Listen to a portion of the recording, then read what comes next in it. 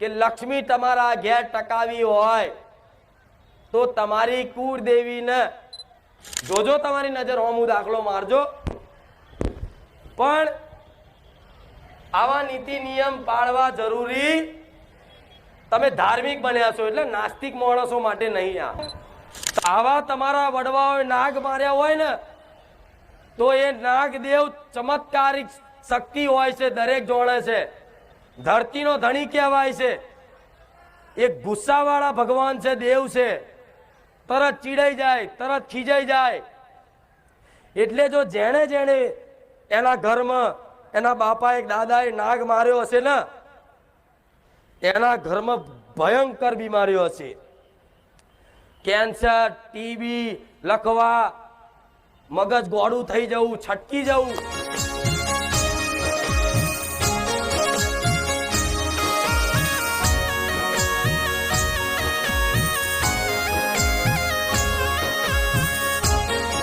વગર દોણા જોહે, વગર કોઈના માથે હાથ મેલે, વગર કોઈ વારણ કરે, વગર કોઈ મૂળા જુડા બોધે,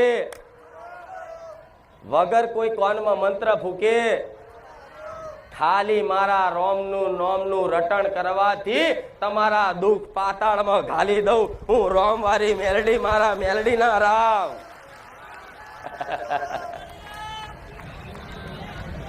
આજ રોમ રોમ રોમ રોમ કરતા કરતા મારા ભગવાને જોતો ખરા એની મહિમા જેવી રચાઈ છે.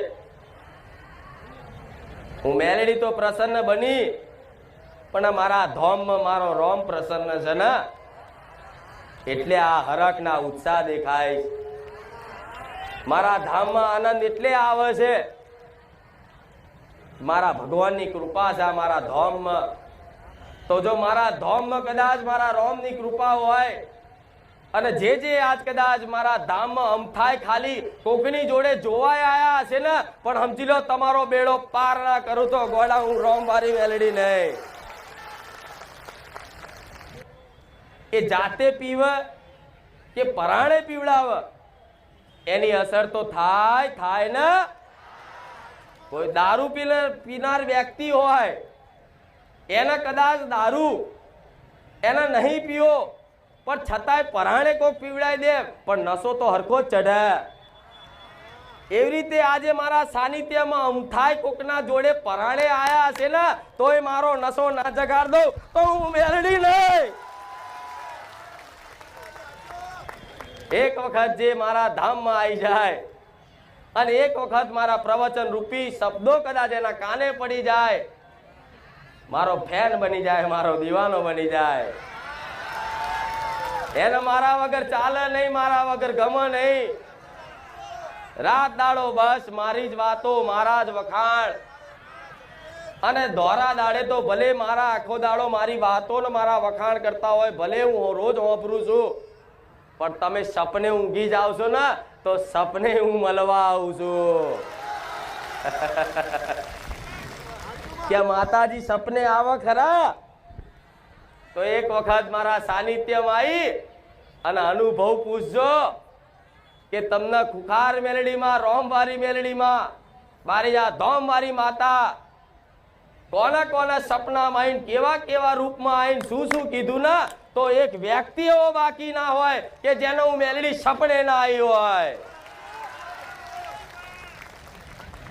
મારા આવનારા ભાવિક ભક્તોમાંથી 75% ભાવિક ભક્તોને સપને દર્શન આલ્યા કે નહીં?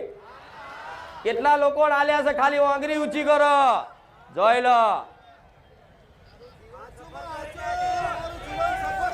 તમે ગણાય નહીં એટલી આજ આંગળી ઊંચી થાય છે. તો ગોડાઓ આવો લાડ કરતી હોય, કોઈ દર તમારી પેઢીની માતા કોઈ દર સપને નહીં આવી હોય, તમારા ભક્તિના દેવ કોઈ દર સપને નહીં આવ્યા હોય, પણ મારા ધામમાં ખાલી પગ મૂકવાથી તો સમજી લો મારું સતનું પ્રમાણ મળી જાય, મારા મેલડીના રામ. તો આજે આયા છો તો દરેક દુખી છો ને એટલે આયા. સુખમાં કોઈ આવ્યું? કઈક ની કઈક વાતે દરેકનું દુઃખ દરેકની મજબૂરી.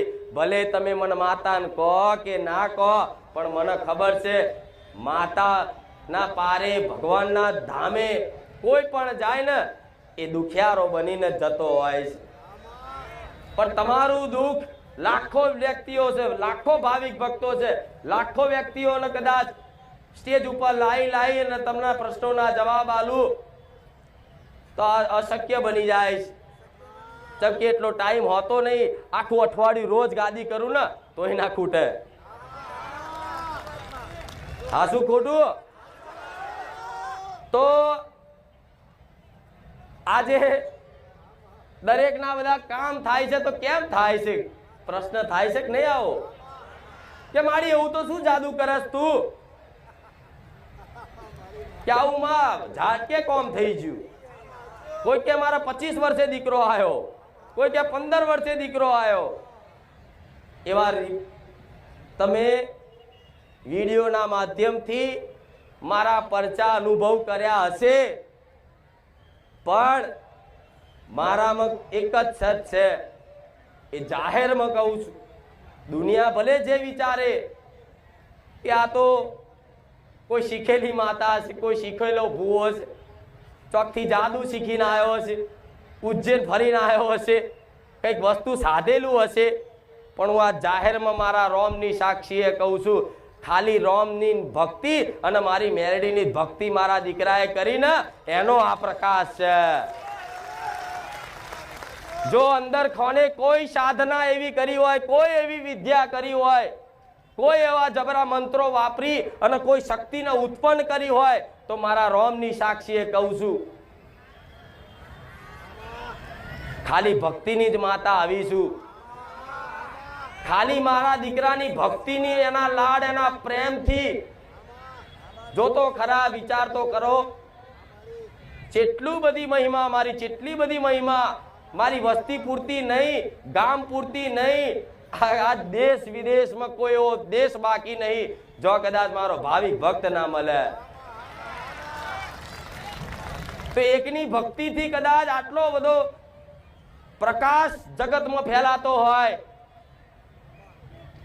તો દરેક દીકરા દીકરીઓને કહીશ, જેમ હું એક મેલડી માતા છું ને, હું એક બહુચર માતા છું ને, એવી જ તમારા ઘેર બેઠી છે. થોડી ઘણી ભક્તિ કરી જોજો, થોડી ઘણી ભક્તિ કરી જોજો, થોડો ઘણો તમારી માતાને લાડ કરી જોજો. અરે જગત પ્રકાશિત કરે ના કરે, પણ તમારા ઘરના તો અજવાળા થશે કે નહીં? દુનિયા પ્રકાશિત થાય, જગત પ્રકાશિત થાય ના થાય, પણ તમારા ઘરના અજવાળા તો થશે. અને તમે તમારા ઘરમાં અજવાળા કરવા માટે જ આયા છો. તો મારે તમને શું આપવાનું, મારી શું ફરજ બને એ મને માતાને 100% ખબર છે. એટલે પેલા રવિવારે કીધું તું કે તમે લાખો ભાવિક ભક્તો ભલે આવતા, પણ મારી વાતનો વિશ્વાસ ના આવતો હોય, મારા શબ્દો પર કદાચ તમને શંકા લાગતી હોય, તો મારા ધામમાં ખોટા ઓટા ફેરા કરતા, ખોટો તમારો ટાઈમ ને ભાડા બગાડતા, હું તો સત પ્રવચન આલું છું ને. પ્રવચન જેણે જેણે ખાલી સાંભળી અને અમલ કરવાની ખાલી સંકલ્પ કર્યો ને, તોથી જ એના અજવાળા થયા છે. થયા કે નહીં? આજ ભલે 500 ભૂવા ફર્યા, પણ 500 ની હું મેલડી મળી છું ને, હું બારેજા વાળી માતા મળી છું ને, તો સમજી લો આજથી જ તે કદાચ તમારો સોનાનો સૂરજ ના ઉગે તો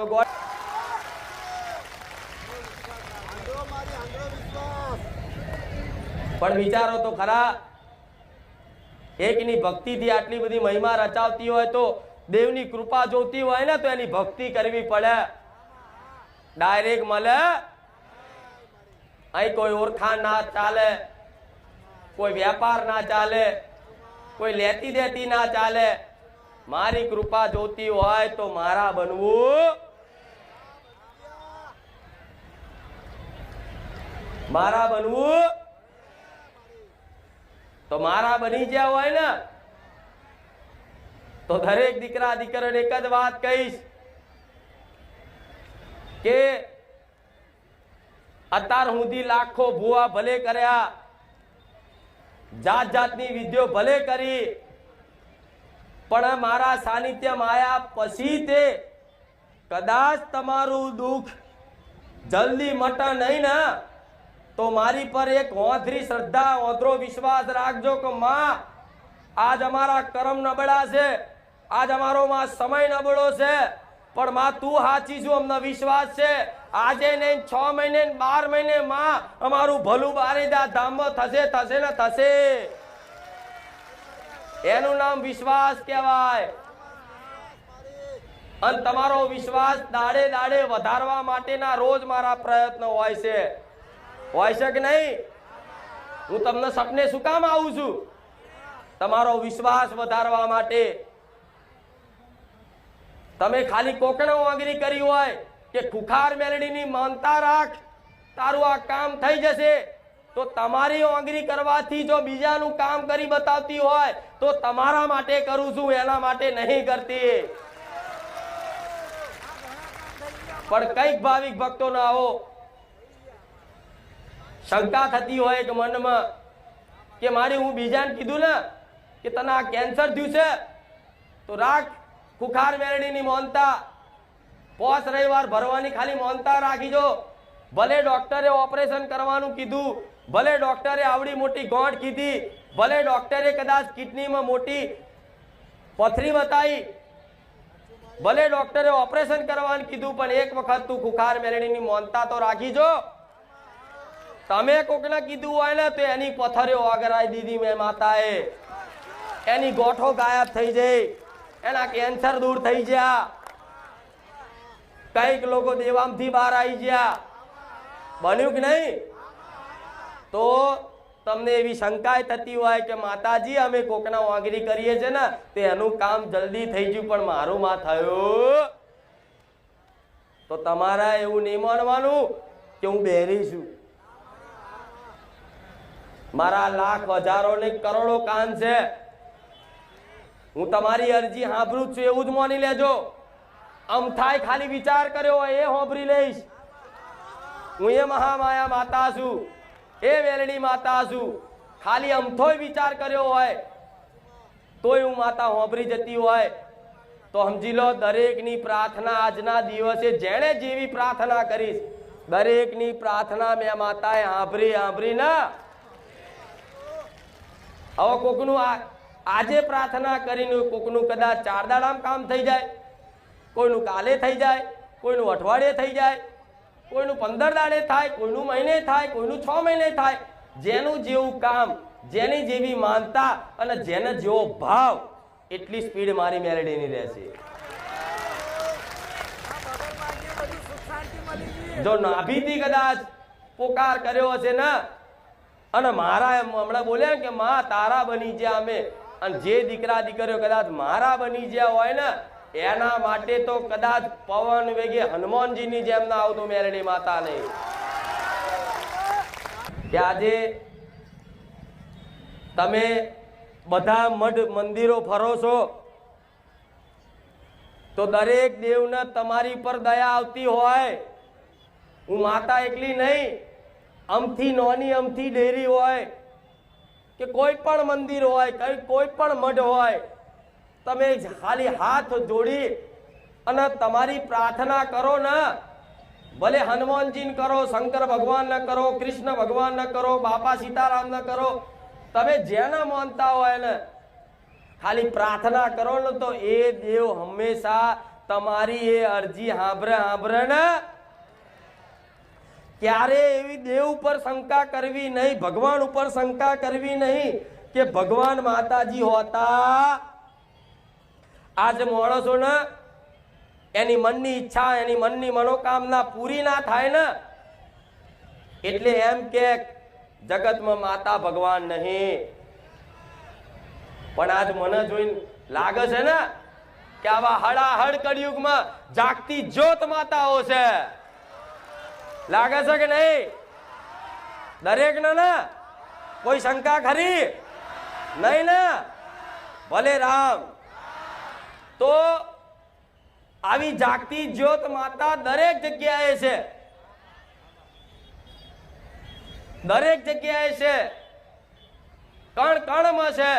તમે જો ઉભા રહીને જે માતાનું નામ દે પ્રાર્થના કરો એટલે તમારી અરજી એના સુધી પહોંચે. તો તમારા ઘેર બેઠેલી માં હશે, કુળદેવી હશે, કોઈ ચઢવ માતા હશે, કોઈ શિકોતર માતા હશે, જેને તમે ખૂબ માનતા હોય, એની ખૂબ દીવાબત્તી કરતા હોય, તો શું એ તમારી માતાઓ તમારી અરજી નહીં સાંભળતી હોય? સાંભળતી હશે ને? કોઈ શંકા ખરી?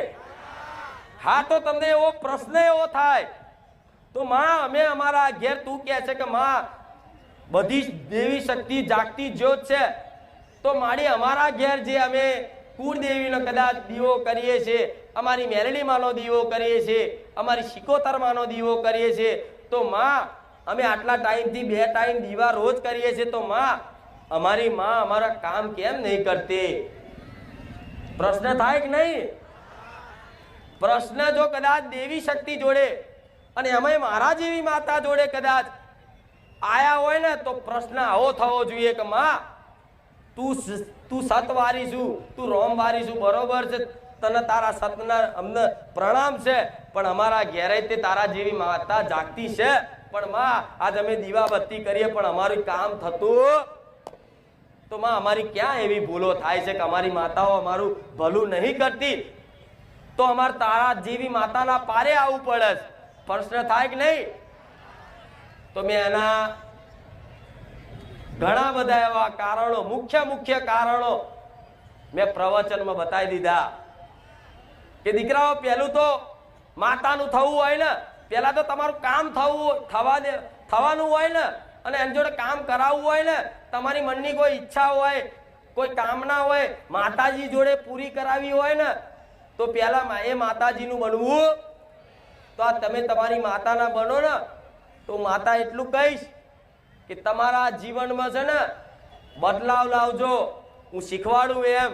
જો કદાચ તમારી માં કદાચ મારા દીકરાની જેમ હું ચેરી લાડ કરું છું, મારા દીકરાના 24 કલાક હું હારો હાર રહું છું, એવી રીતે તમારી માં 24 કલાક તમારી જોડે જોડે ના રાખું, મને મેલડીને કહેજો. પણ પહેલું સ્ટેપ શું છે? માતાના શરણમાં જવાનું પહેલું સ્ટેપ શું છે? તમારી આ જીભ છે ને, એ અત્યાર સુધી મોસ મટન ખાઈને અભડાઈ હોય ને, તો તમે હિન્દુ છો ગોડા, તમને આ ખપા, તમને આ પોહાય? તો કઈક એવી પેઢીઓ છે કે જેણે આવા મોસ મટન ખાઈ અને પેટ ભર્યા છે, જીવોની હત્યાઓ કરી છે, જીવો પર અત્યાચાર કર્યા છે ને, એના લીધે કઈક પેઢીઓમાં માતાઓ રિહાઈને બેહી જાય છે કે દીકરાઓ, તમારી અંદર દયા ભાવના નહીં ને, તો મને માતાને તમારી પર દયા નહીં આવે. એ તો જગત જનની કહેવાય, આદ્ય શક્તિ કહેવાય. એના માટે તો દરેક જીવ હરખા, નોની કીડીથી મોડીને હાથી ઊંધીના જે જનાવર જીવ જંતુ છે ને, એના માટે દરેક હરખા હોય.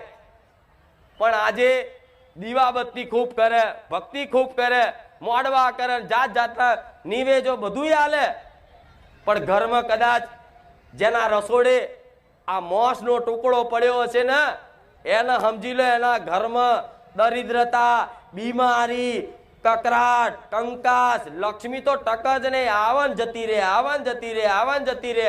આવું બધું થતું હોય ને, તો પહેલા આ વાતે સુધરી જવું. મારા સાનિધ્યમ કંઈક સુધરી જશે, પણ આજ નવા ઘણા આયા છે. જો તમને ચાલતું ના હોય ખાધા વગર, તો 2 હાથ જોડું છું, મારા પારે ના આવતા. કામ નહીં કરું તમારા, કદાચ સુધરવું હોય તો હું કામ કરી આલીશ, તમારી માતાને કગરીને કરી આલીશ. પણ જો કદાચ આવું ખાવાનું ચાલુ રાખવું હોય તો હું માતા 2 હાથ જોડીને જાહેરમાં વિનંતી કરીને કહું છું કે ખોટો ટાઈમ બગાડતા કેમ? આ રેણી કેણી નીતિ નિયમો બતાવીશ, જેમ કે તમારી કુળદેવીની રજા છે ને, તો હું કામ કરવાની છે. તમારી માતાઓ જો ઈચ્છે ને કે મારી વસ્તી કશું સમજતી નહીં, બહુ મોસ મટન ખાધું, બહુ અત્યાચાર કર્યા, તું ભલું ના કરતી, આ એમના કર્મોની સજા મળે છે. અને જેના કર્મો કદાચ વેટી લે ને, એના મારા જેવી માતા હોય ને, તો એને અદબ વારીને ઊભું રહેવું પડે. તો આવા કઈક પેઢીઓમાં આવા ગુના નહીં થયા? થયા છે. તો કહે છે કે હા માતાજી તમે કીધું ને તો આજથી બંધ. તો હું માતા એવું કહીશ કે બંધ કરો ને. ભલે કદાચ ઈચ્છા થતી હોય ખાવાની, કોઈ મહેમાન ના તો ગમે તો જાવ, તો મને માતાને એવી પ્રાર્થના કરજો કે માં આજ પછી ક્યારે મારા જીભ ઉપર મોસ મટન ના અડે, એનું ધ્યાન રાખજે.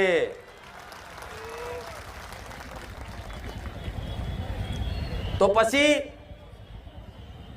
એવી તર્ક બુદ્ધિ ના વાપરતા દરેકને કહીશ કે મારી મોસ મટન નહીં પણ નીંડા તો ખવાય ને. આવી તર્ક બુદ્ધિ કોઈ વાપરતા નહીં તો મારા વધારે ગુનેગાર બનો છો. કોને ઉલ્લુ બનાવો તમે?